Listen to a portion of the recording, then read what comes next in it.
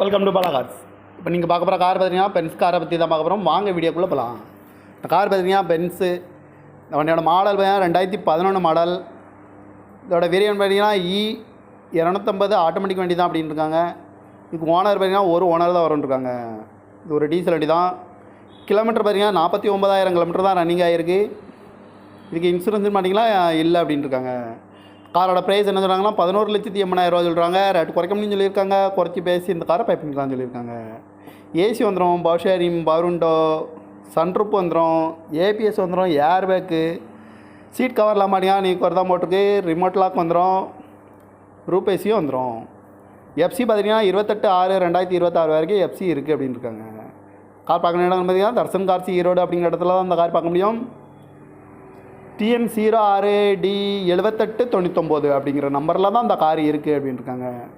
owner பார்த்தீங்கன்னா ஒரு owner